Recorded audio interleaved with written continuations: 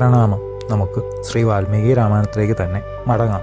വെള്ളം വറ്റിയ ഭാരതി പോലെ, അണഞ്ഞുപോയ അഗ്നിയെപ്പോലെ, പ്രഭയില്ലാത്ത ഭാസ്കരനെ പോലെ, വിൺതലമേറിയ നരേന്ദ്രൻ്റെ ശിരസ് മടിയിൽ വെച്ച് കൗസല്യാദേവി കണ്ണീർ കൊണ്ട് സ്നാനം ചെയ്ത് അടുത്തു നിന്നിരുന്ന കൈകേയിയോട്, കൈകേയി, നിനക്കിനി തികച്ചും സംതൃപ്തി നേടാം, നിർബാധമായി നാടു ഭരിക്കാം. ഹേ ദുഷ്ടേ, ഹേ നിഷ്ഠൂരെ, നിന്റെ വാശി നൃപാരേന്ദ്രനെ നിഗ്രഹിച്ചു. രാമൻ എന്നെ ഉപേക്ഷിച്ചുപോയി. എൻ്റെ നാഥൻ എന്നെ വിട്ടുപിരിഞ്ഞു. കാണപ്പെട്ട ഈശ്വരനായ ഭർത്താവിനെ നിഷ്കരുണം നശിപ്പിച്ച് ജീവിക്കുവാൻ കൈകേയി, നീ അല്ലാതെ സ്ത്രീകളിൽ ആരും തന്നെ ഒരുങ്ങുകയില്ല. ലുബ്ധനായ ഒരുവൻ ദോഷങ്ങളൊന്നും അറിയാതെ കാഞ്ഞിരക്കായ തിന്നതുപോലെ പാപിയായൊരു കൂനി കാരണം നീ രഘുവംശം മുടിച്ചു. ഭൂപാലനെ അധർമ്മം ചെയ്യുവാൻ പ്രേരിപ്പിച്ചു. പത്നിയോടുകൂടി രാമനെ അരണ്യത്തിലേക്ക് അയച്ച വർത്തമാനം രാജഋഷി ജനകൻ കേട്ടാൽ എത്രമാത്രം ദുഃഖിക്കും. അനാഥയായ ഞാൻ വിധവയും കൂടിയായി. എൻ്റെ ഓമന മകൻ ഇന്ദീവരാക്ഷനായ രാമൻ ഈ വർത്തമാനം അറിയുകയില്ല. വിദേഹ മഹാരാജാവിൻ്റെ മകൾ, സൽസ്വഭാവങ്ങൾ എല്ലാം ഒത്തുചേർന്ന സീത, സുഖജീവിതം മാത്രം അനുഭവിച്ചു വന്ന രാജനന്ദിനി, ദുഷ്ടമൃഗങ്ങളുടെയും ക്രൂരപക്ഷികളുടെയും ഘോരനാദങ്ങൾ കേൾക്കുമ്പോൾ നടുങ്ങി രാമനിൽ പറ്റിച്ചേരും. അധികം സന്താനങ്ങളില്ലാത്ത വൃദ്ധനായ മിഥിലാധിപൻ മക്കളെപ്പറ്റി വിചാരിച്ച് ജീവൻ വെടിയും. പതിവ്രതയായ ഞാൻ ഈ തിരുമേനിയെ ആലിംഗനം ചെയ്തുകൊണ്ട് തന്നെ അഗ്നിയിൽ പ്രവേശിക്കും. ഭർതൃജടത്തെ കെട്ടിപ്പിടിച്ച് വിലപിക്കുന്ന കൗസല്യാദേവിയെ മന്ത്രിമാരുടെ നിർദ്ദേശപ്രകാരം ഏറ്റവും വിഷമിച്ച് വിടർത്തിക്കൊണ്ടുപോയി അരജ ശരീരത്തെ തൈലത്തോണിയിൽ ആക്കി ബന്ധുക്കൾ താൽക്കാലിക കർമ്മങ്ങൾ ചെയ്തു. ആത്മജന്മാരിൽ ആരും തന്നെ അടുത്തില്ലാതിരിക്കുമ്പോൾ അന്ത്യക്രിയകൾക്ക് നിവൃത്തിയില്ലല്ലോ. എല്ലാ കാര്യങ്ങളും നല്ലപോലെ അറിവുള്ളവരാണ് അമാത്യന്മാർ.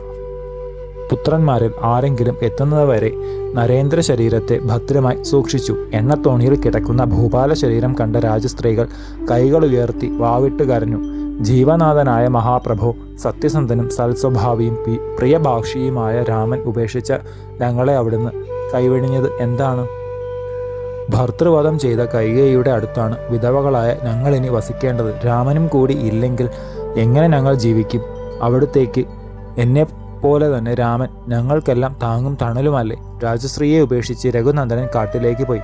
വ്യസനം കൊണ്ട് വെളിവില്ലാത്തവരായ ഞങ്ങൾ അവിടുന്നും വീരനായ പൊന്നുമകനും അടുത്തില്ലാതെ ഈ കൈകേയും ഒന്നിച്ച് എങ്ങനെ ദിവസം നയിക്കും? മഹാപ്രഭോ, രാമനെയും ബലവാനായ ലക്ഷ്മണനെയും സ്ത്രീകളിൽ അമൂല്യരത്നമായ സീതയെയും നാട്ടിൽ നിന്ന് അയക്കുവാൻ മനക്കരുത്തുള്ളവർക്ക് എന്തു തന്നെ ചെയ്തുകൂടാ? കണ്ണീരിൽ ആറാടി പൊടിയിൽ കിടന്നുരണ്ട് രാജപത്നികൾ പലതും ഇങ്ങനെ പുലമ്പിത്തുടങ്ങി. നക്ഷത്രങ്ങളൊന്നും ഇല്ലാത്ത നിശിയെപ്പോലെ, ഭർത്താവില്ലാത്ത നാരീരത്നം പോലെ മഹാത്മാവായ ദശരഥ ചക്രവർത്തിയുടെ ദേഹവിയോഗത്തിൽ അയോധ്യ നഗരി അഴലിലായിരുന്നു. ജനങ്ങൾ മുഴുവൻ അശ്രുവാർത്ത കുലസ്ത്രീകൾ ആർത്തനാദം തുടങ്ങി. ഗൃഹാങ്കണങ്ങൾ ശൂന്യങ്ങളായി. പട്ടണത്തിൻ്റെ മട്ടു തന്നെ ആകെ മാറി. ദുഃഖാധിക്യത്താൽ മഹാരാജാവ് ദിവംഗതനായപ്പോൾ മഹാറാണിമാർ അടക്കം ഭൂമിയിൽ കിടന്ന് ഉരുണ്ട് നിലവിളി തുടങ്ങിയപ്പോൾ സൂര്യദേവൻ ക്രമത്തിൽ നിഷ്പ്രഭനായി പശ്ചിമ മഹാസാഗരത്തിൽ പൂകി. ഘോരാകാരത്തോടെ നിശാരാക്ഷസി സമാഗതമായി. പുത്രന്മാരിൽ ഒരാളും ഇല്ലാതെ സംസ്കാരാദികൾ നടത്തുവാൻ ബന്ധുക്കൾ ഇഷ്ടപ്പെട്ടില്ല. മഹീപാലേന്ദ്ര ജഡം തൈലത്തോണിയിൽ യഥാവിധി സൂക്ഷിച്ചു. ഭാസ്കരദേവനില്ലാത്ത അമ്പലതലം പോലെ, നക്ഷത്രങ്ങളും ചന്ദ്രനും ഇല്ലാത്ത രാത്രി പോലെയായി അയോധ്യ രാജ്യം. നാൾക്കൂട്ട പെരുവഴികളിലും രാജവീതികളിലും ജനങ്ങൾ കൂട്ടം കൂടി നിന്ന് പറയുന്നത് ഭർതൃമാതാവായ കൈകേയിയെക്കുറിച്ച് പഴി മാത്രം.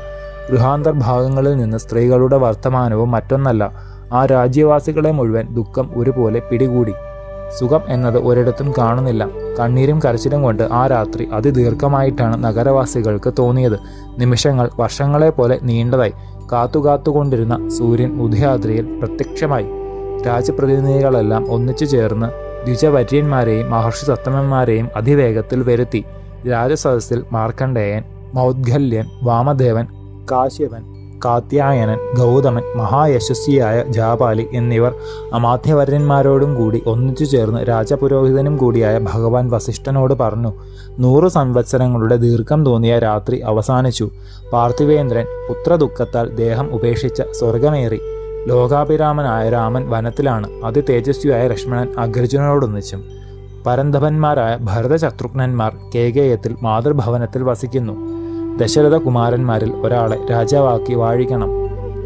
അരാജകത്വം നാടിനെ നശിപ്പിക്കും. നാഥനില്ലാത്ത രാജ്യത്തിൽ മിന്നലും ഇടിയുമൊത്ത കാർമേഘം നിർമ്മല ജലത്തെ വർഷിക്കില്ല. അർജുനില്ലാത്ത നാട്ടിൽ യഥാകാലം വിത്തെടുത്ത് വിതച്ച് കൃഷി നടത്തുകയില്ല. പിതാവിൻ്റെ കീഴിൽ പുത്രൻ നിൽക്കുകയില്ല. ഭാര്യ ഭർത്താവിനെ അനുസരിക്കില്ല. ധനവും പത്നിയും സ്വനാഥന്മാരെ ഉപേക്ഷിക്കും. സത്യമോ ധർമ്മമോ ഉണ്ടാകില്ല. നൃപനില്ലാത്ത നാട്ടിൽ സജ്ജനവാസികൾ മനോഹരങ്ങളായ ആരാമങ്ങൾ, ദേവാലയങ്ങൾ ഇവയെല്ലാം ക്രമേണ നശിപ്പിക്കാൻ തുടങ്ങും. യജ്ഞകർമ്മപ്രിയരായ ദ്വിജവരന്മാർ സത്രാദികൾ നടത്തുകയില്ല.